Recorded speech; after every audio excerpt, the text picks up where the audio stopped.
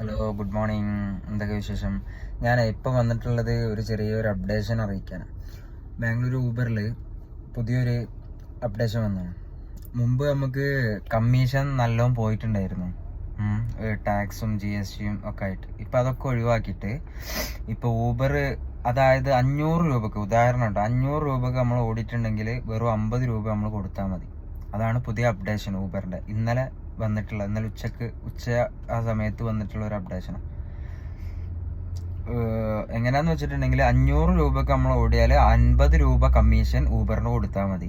ആദ്യം സത്യം പറഞ്ഞാൽ 500 രൂപക്ക് നമ്മൾ ഓടിയാൽ ഒരു 200 രൂപയും പോവുക ഊബറിനായിരുന്നു. ഇപ്പം അത് മാറിയിട്ട് അപ്ഡേഷൻ വന്നിട്ടുണ്ട്. ഇത് സത്യം പറഞ്ഞിട്ടുണ്ടെന്നുണ്ടെങ്കിൽ നമുക്ക് ഭയങ്കര യൂസ്ഫുള്ളാണ്. കാരണം നമ്മൾ കഷ്ടപ്പെട്ട് ഓടുന്നതിന് അവർ കൊണ്ടുപോകുന്ന പൈസ കുറച്ച് കുറഞ്ഞ് നമുക്ക് കുറച്ചും കൂടി ഇൻകം കൂടുതൽ കിട്ടാനുള്ള ഒരു ചാൻസാണ്.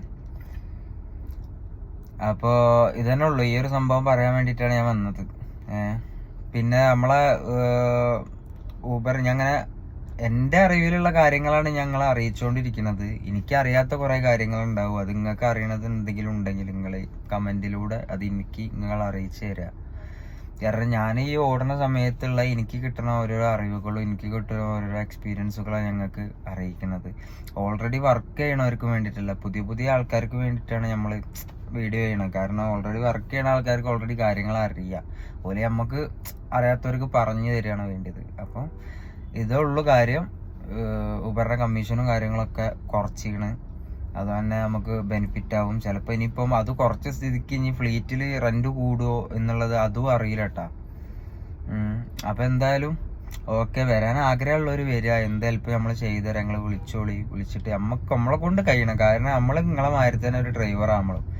നമ്മളെ കൊണ്ട് കഴിയണ കാര്യം നമ്മൾ ചെയ്തു തരും. നിങ്ങൾ ധൈര്യമായിട്ട് വിളിച്ചോളി, ധൈര്യമായിട്ട് വന്നോളി. കൊടുക്കൂല. കാരണം ആരും കഴിച്ചിലാവാനേ നമ്മൾ ആഗ്രഹിക്കുള്ളൂ, അല്ലാതെ ആരും കൊണ്ടൊന്ന് കൊടുക്കാൻ വേണ്ടിയിട്ട് നമ്മൾ എന്തായാലും ആഗ്രഹിക്കില്ല. പിന്നെ ബാംഗ്ലൂർ ട്രാഫിക് നിങ്ങൾക്ക് എല്ലാവർക്കും അറിയണ കാര്യമാണ്.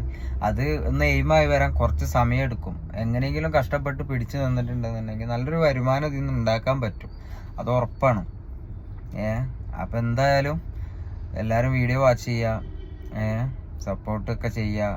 ഇനി എന്തെങ്കിലുമൊക്കെ സംശയങ്ങളും കാര്യങ്ങളുണ്ടെങ്കിൽ മെസ്സേജ് അയക്കുക. ഞാൻ എൻ്റെ കഴിവിൻ്റെ പരമാവധി എനിക്ക് വരുന്ന എല്ലാ മെസ്സേജുകളും ഞാൻ അറ്റൻഡ് ചെയ്യുന്നുണ്ട്.